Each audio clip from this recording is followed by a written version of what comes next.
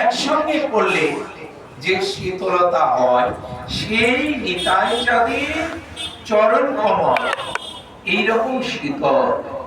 তাই এই নিতাই চাঁদের চরণ কমল যারা আশ্রয় করে, তাদের তাপিত হৃদয় শীতল হয়ে যায়।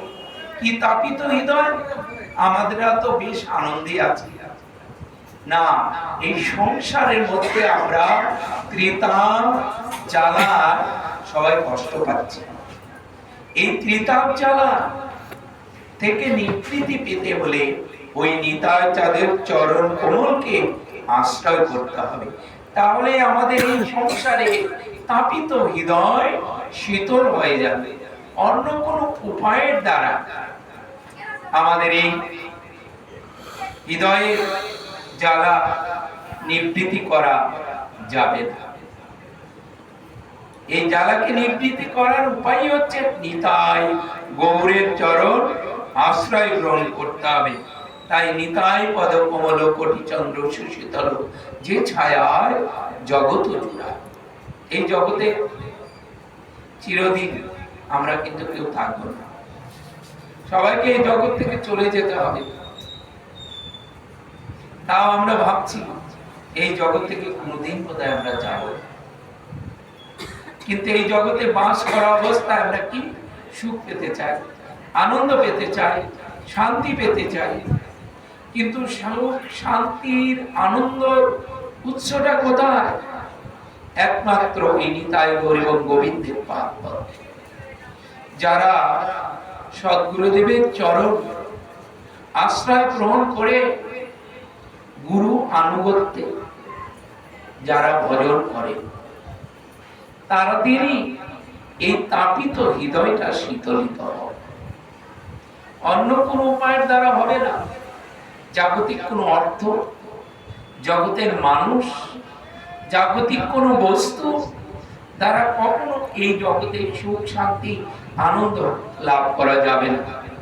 এই জগতে যদি কেউ সুখ পেতে চায়, ওই গৌর গোবিন্দের চরণ নিতাই চাঁদের চরণকে আশ্রয় করতে হবে। তাহলে আমরা এই জগতে সুখ শান্তি আনন্দ লাভ করতে পারবো। অন্য কোন উপায়ের দ্বারা কখনো সুখ পাওয়া যাবে না। অর্থাৎ ভগবানের ভজন করতে হবে। তাহলে ভগবানের ভজন কি? আমরা তো সবাই দীক্ষা নিয়েছি, তাহলে কি হচ্ছে না? না, দীক্ষা নিলে হবে না। দীক্ষা নেওয়ার উদ্দেশ্য কি? ভগবানের আরাধনা করা। অর্থাৎ দীক্ষা নিয়ে গুরুদেবের নির্দেশে আমাদের ভজন সাধন করতে হবে। ভজন কি? শ্রবণ, কীর্তন, স্মরণ, পাদ সেবন, অর্চন, বন্দন, দার্শন, সখ্য, আত্মনিবেদন। এই নববিধা ভক্তি অঙ্গ। এই ভক্তি অঙ্গ আমাদের যাজন করতে হবে। প্রথম ভক্তি অঙ্গ শ্রবণ, কান ভগবানের কথা শুনতে হবে, এটাও ভজন। শোনাটাও একটা ভজন। ভগবানের নাম জপ, এটাও একটা ভজন। ভগবানকে চিন্তন করা, ধ্যান করা, তাকে সবসময় মনের দ্বারা ভাবনা করা, এটা ভজন। তারপরে তার চরণে অর্চন, পূজা অর্চনা করা। প্রতিদিন নিত্য ফুল তুলসী দ্বারা তাকে অর্চন করতে হবে। তার বন্দনা প্রণাম আদি, এই ভক্তি অঙ্গ আমাদের নিত্য যাজন করতে হবে। তাহলে আমাদের এই তাপিত হৃদয় অর্থাৎ ভগবানের প্রতি যখন ভক্তি হয়ে যাবে, তখন আমাদের এই তাপিত হৃদয়টা শীতলিত হবে। তাই নিত্যানন্দ প্রভুর জয় দিয়ে তারপর জয় দিলেন, জয় গৌর ভক্তগণ, গৌর যার প্রাণ, সব ভক্ত নিধি বলি, দেহ ভক্তি দেহ দান। তারপর কবিরাজ গোস্বামী চরণ মহাপ্রভু নিত্যানন্দ অদ্বৈতের জয় দিয়ে তারপর গৌর ভক্ত। গৌর ভক্ত কারা? যারা গৌরকে ভজনা করে। সেই গৌর ভক্তের জয় দিলেন। কেন? এই গৌর ভক্তগণ তোমাদের কৃপা না হলে কখনো গৌর এবং গোবিন্দকে আমরা জানতে পারবো না। গৌর এবং গোবিন্দের প্রতি ভক্তি হবে না। অর্থাৎ যারা ভগবানের ভক্ত, ভগবানকে যারা ভজন করে, যাদের শয়নে গৌর, স্বপনে গৌর, গৌর নয়ন তারা, যারা গৌর ছাড়া আন জানে না, অর্থাৎ গৌরের চরণে যারা আত্মসমর্পণ করে দিয়েছেন, তাদের কৃপা লাভ না হওয়া পর্যন্ত কখনো গৌরের প্রতি, গোবিন্দের প্রতি ভক্তি জন্মাবে না। তাই আমাদের গৌর ভক্তের কৃপা লাভ করতে হবে। অর্থাৎ এই গৌর গোবিন্দের ভজনটা হচ্ছে গুরু বৈষ্ণব এবং ভক্তের আনুগত্যে। ভক্তের আনুগত্যে এমনি এমনি নয়, সাধু সঙ্গ করতে হবে। সাধু, সাধু কারা? যারা ভগবানের সাধনা করে, তারাই হচ্ছে সাধু। সেই সাধুর সঙ্গ করতে হবে। সঙ্গ মানে কি? তাদের কাছে যেতে হবে, তাদের যে উপদেশামৃত, সৎ উপদেশ প্রদান করেন, সেই উপদেশকে শ্রবণ করতে হবে। তাদের সৎ উপদেশ শ্রবণ করলে কি হবে? আমাদের ভগবানের প্রতি ভক্তি জন্মাবে, এই জড় জগতের প্রতি অনাসক্ত এসে যাবে। এই জগৎটা হচ্ছে অনিত্য, নশ্বর, বিনাশশীল, বিনাশ প্রাপ্ত। এই জগতে চিরদিন, চিরস্থায়ী কিছুই নাই, এটা হচ্ছে অস্থায়ী জগৎ। তাই এই জগৎটাকে আমরা সত্য ভাবি, ভাবছি এই জগৎটাই সব কিছু না। এই জগৎটা হচ্ছে নশ্বর, বিনাশ।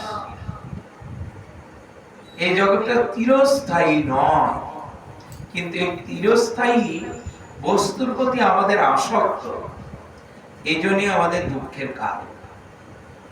জ্ঞানের দ্বারা, অর্থাৎ সাধু গুরু বৈষ্ণবের কৃপা, আত্মতত্ত্ব জ্ঞান লাভ করে যখন আমরা বুঝতে পারবো এই জগৎটা হচ্ছে নশ্বর, বিনাশী, এই জগৎ চিরস্থায়ী নয়, এই একদিন এই জগৎ থেকে সবাইকে চলে যেতে হবে, কেউ থাকবো না।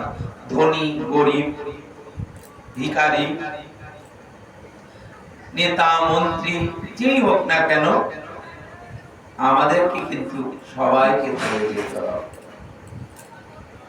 তাই এইটা যখন জ্ঞান আমরা লাভ করতে পারবো, তখন আমাদের কি হবে?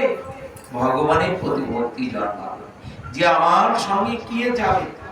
একমাত্র হরিনাম, হরিকথা, হরিনামই আমাদের সঙ্গে যাবে। আমার যতই অট্টালিকা থাক, যতই ধন থাক, কিচ্ছু আমার সঙ্গে যাবে। একজন ধনী ব্যক্তি, সে জীবনে প্রচুর টাকা উপার্জন করেছে, করে টাকা জমিয়েছে, নিজেও উপভোগ করে না।